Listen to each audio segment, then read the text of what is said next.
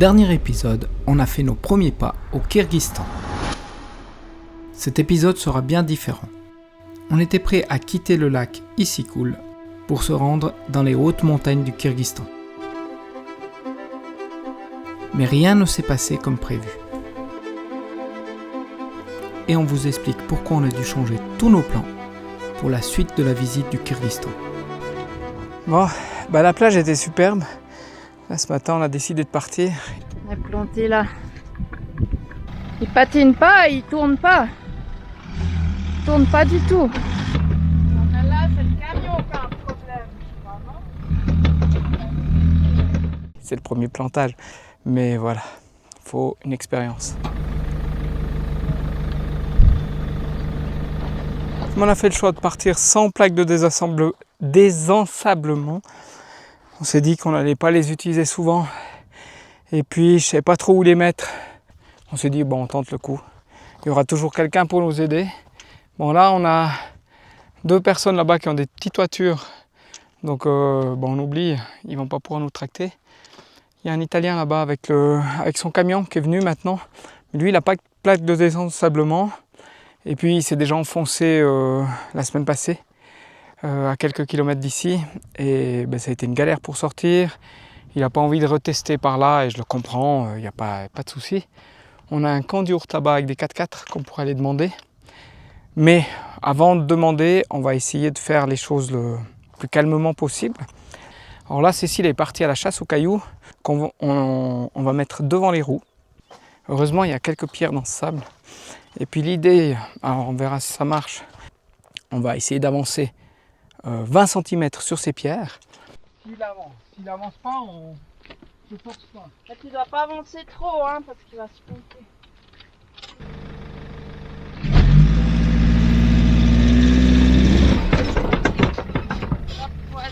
Derrière, ça enfonçait un peu. Hein. Bon, maintenant on a essayé.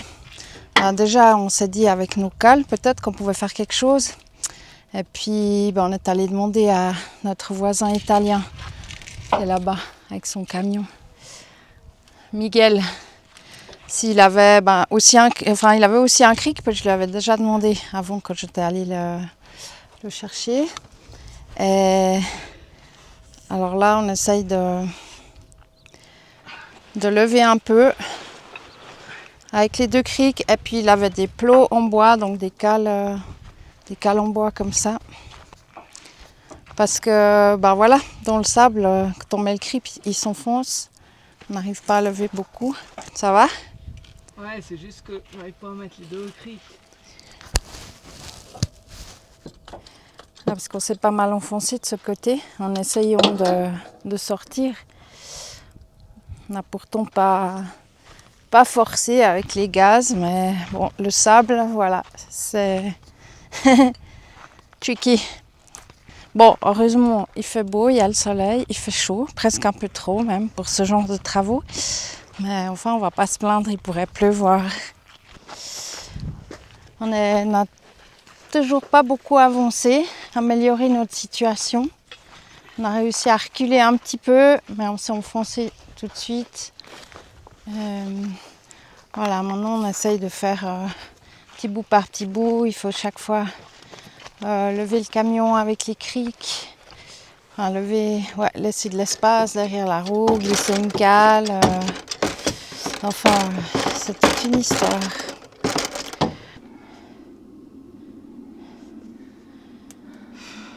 C'est la merde.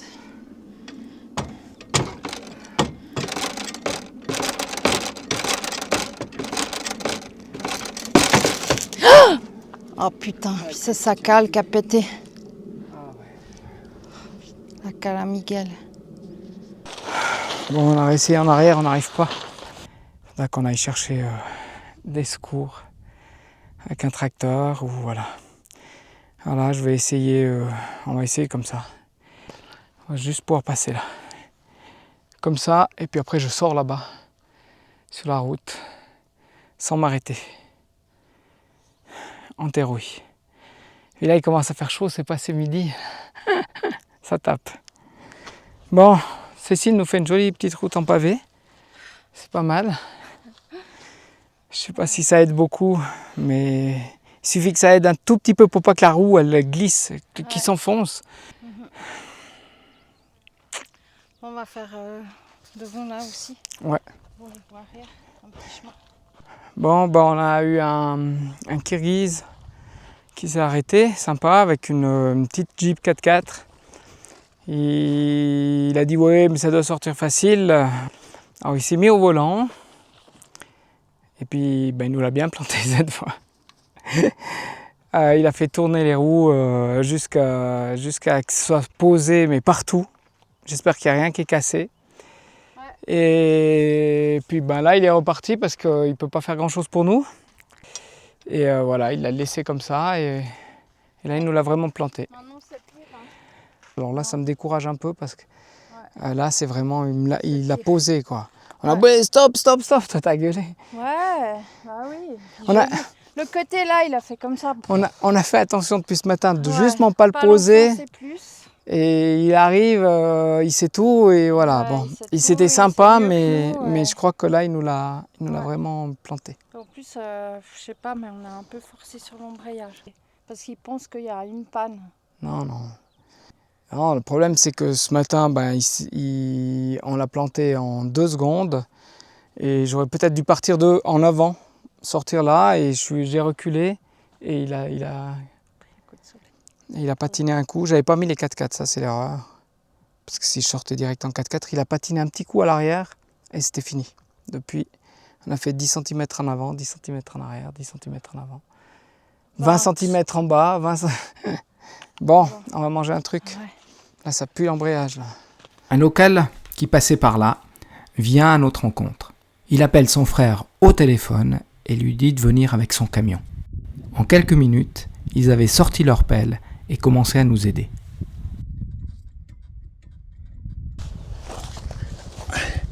On voit dessous qu'on a nettoyé aussi, parce qu'il touchait en fait.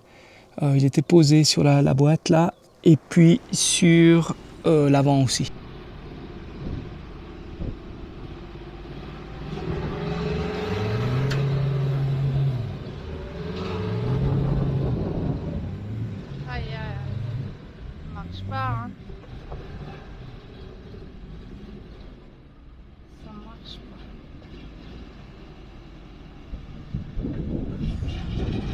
Et bon, là, ils sont venus avec des planches qu'on va mettre dessous. Et puis, bon, on verra. Ça va être compliqué. Oh, lui, il s'enfonce aussi. Oh. Ça bouge même pas, quoi.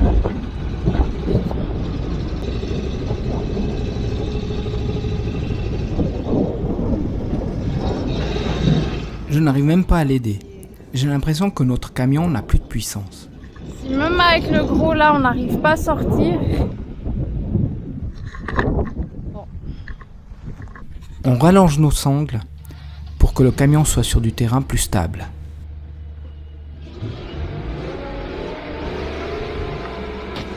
Wow.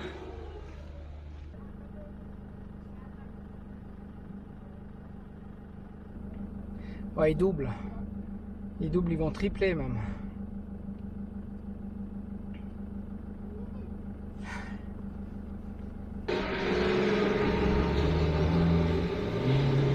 J'essaye de l'aider au maximum, mais je n'arrive pas à gérer la puissance de notre camion.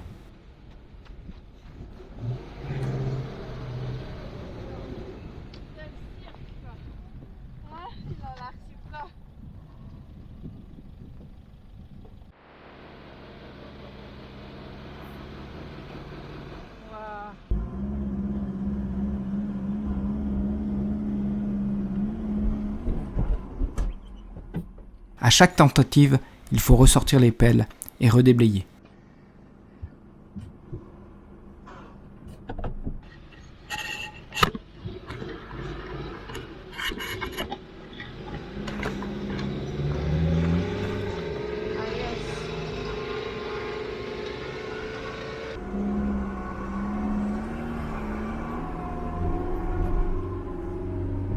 Je crois que cette fois c'est bon.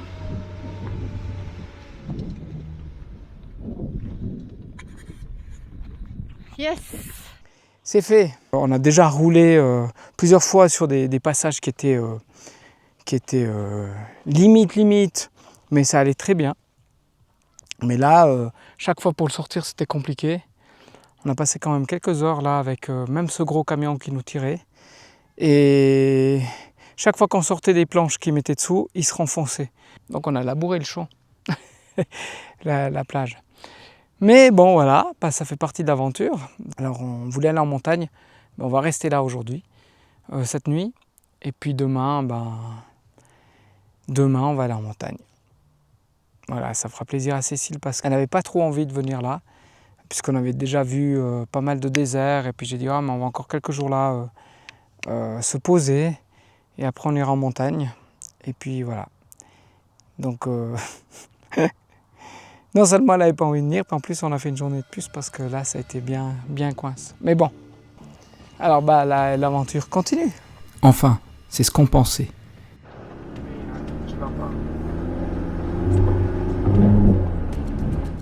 Il est seulement 17h et on décide d'aller faire le plein d'eau et prendre la direction des montagnes. Je m'aperçois tout de suite qu'il y a un gros problème avec le camion.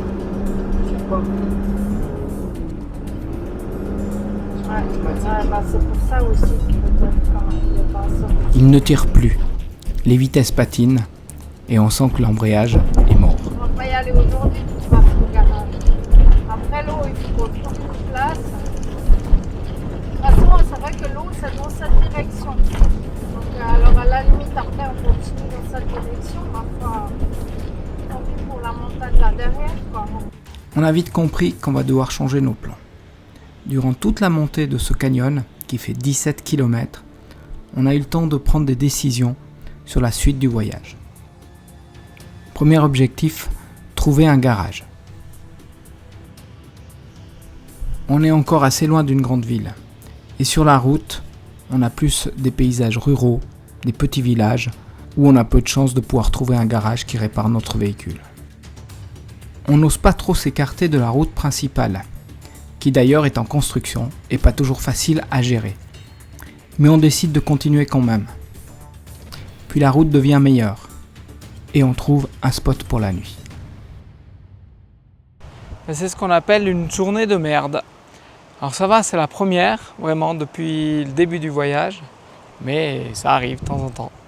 Et je pense qu'on a niqué l'embrayage. Alors pas que dans la place là, puisqu'on n'a pas fait tourner les roues, mis à part le Kirghiz qui a essayé de nous dépanner, puis qui a mis bien les gaz, puis qui nous avait enfoncé. Mais voilà, ça patinait un petit peu quand même, on sentait. Et c'est peut-être pour ça qu'on a eu de la peine à sortir aussi. Il faut savoir que la panne qu'on a eue en Russie, elle a quand même traîné longtemps, elle nous faisait patiner les vitesses. Donc je pense qu'on a bien forcé sur l'embrayage.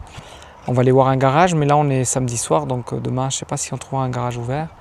Enfin, on doit changer tous nos plans, parce qu'il faut changer l'embrayage, il faut faire ça rapidement. Et en espérant qu'on n'a pas fait d'eau de casse, qu'il n'y a pas d'eau de casse sur le camion. Là il est 8h30 le soir, on est debout depuis 5h, depuis 8h ce matin, donc ça fait 12 heures qu'on se fatigue autour de ce camion pour le sortir. Et puis après la route, parce que la route n'était pas des routes la plus facile.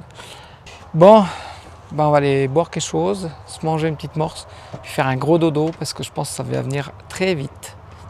Le lendemain matin, on prend la direction de Balıkçı, qui se trouve à 28 km. Et on trouve un garage qui nous dit que on est dimanche, il ne peut pas commander des pièces. Il nous conseille de prendre un hôtel et puis de revenir demain. Ça nous fait un petit week-end de vacances, on va dire. On se prend une chambre d'hôtel. On sort au resto. Et puis voilà, quoi, on s'inquiète pas plus que tant.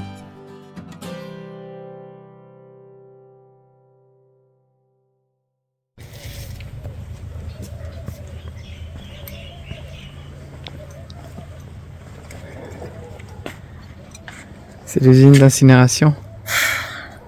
Devant les fenêtres de l'hôtel. Ça, c'est agréable. À 7h le matin, là. On reste proche de cette plage en attendant l'appel du garage qui doit nous donner des nouvelles. Bon bah ça s'est pas bien passé chez le garagiste. Il nous a dit que le camion était cassé, donc la boîte à vitesse était foutue et qu'il fallait changer la boîte à vitesse. Mais cette boîte-là, il l'a pas, donc il peut adapter une autre. Enfin bref, du baratin, on n'était pas du tout d'accord avec lui. Donc on lui a demandé les clés et on a dit qu'on irait voir un autre garage. Alors là, il nous a dit que c'était pas possible, que le camion ne pouvait plus rouler, qu'il fallait qu'il appelle une dépanneuse. Bah, on s'est un petit peu... pas fâché, mais on s'est braqué. Je lui ai dit non, qu'il me donne les clés. Et on est parti en direction de la capitale en espérant que le véhicule tienne le coup jusque là-bas. C'est parti pour tenter de faire ces 185 km qui nous séparent de Bichkek. On est assez confiant parce que c'est une belle route. Et puis surtout, Bichkek se trouve plus bas, donc à 800 mètres, et là on est à 1600 mètres. Donc logiquement, ça sera de la descente. Alors, par contre, dans les agglomérations, c'est un peu plus compliqué. Comme là, par exemple, au feu, au redémarrage, ça patine vraiment.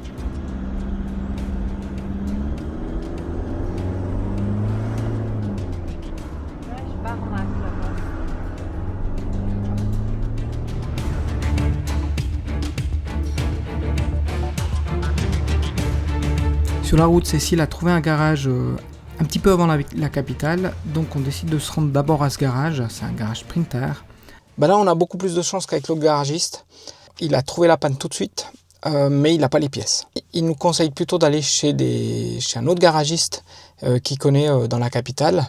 Donc là il est en train de l'appeler, donc ça se présente bien, et puis j'attends juste qu'il nous confirme et qu'il nous donne l'adresse pour y aller. Donc on reprend la route. Toujours avec les mêmes difficultés dans les carrefours, par exemple, comme là.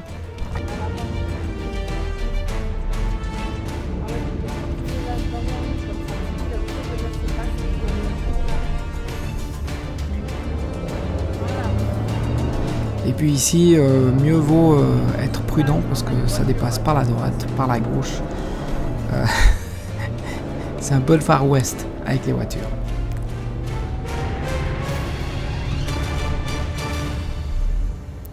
Dans la ville, la même chose. On va gentiment jusqu'à ce garage.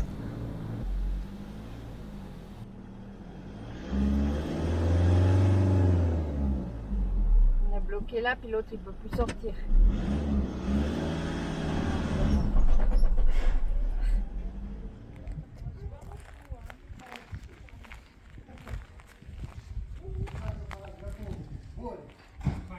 Et puis là on est tombé dans un garage russe. Ça a été envoyé. Ils ont diagnostiqué ça en 2 secondes, sans ordinateur. En plus, il m'a montré que les plaquettes de frein arrière étaient usées alors qu'on avait demandé, on venait de faire le service à Caracol et j'avais demandé de regarder. Et là, ils étaient vraiment pouts. En plus de ça, à Caracol, on nous avait dit qu'il y avait un petit joint qui fuyait, mais c'était pas grave. Mais là, il dit que c'est un problème, quoi. C'est quand même la boîte de transfert. Donc, ils ont vite commandé le joint par quelqu'un qui va nous l'amener en taxi. Un service nickel. Franchement, vraiment top comme service. Donc, on verra maintenant. Si c'est tout fait ce soir, je suis vachement étonné.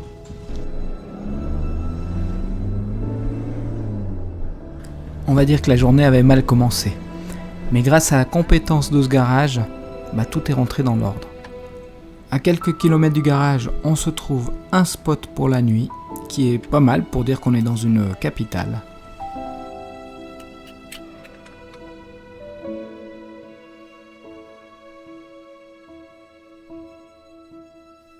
On est content d'avoir pu réparer le camion, donc l'embrayage, on a fait les plaquettes.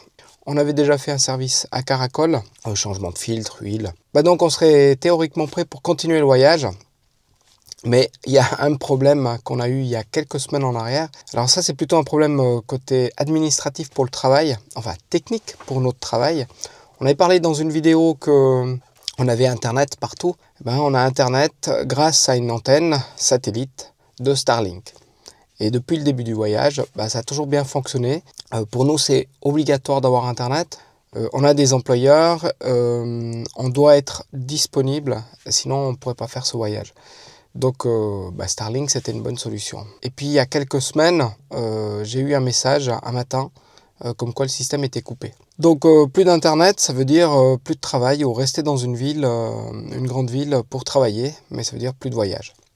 Donc j'ai appelé un ami en Suisse, j'ai commandé l'antenne chez lui, je lui ai demandé d'activer l'antenne et puis de mettre l'antenne par courrier.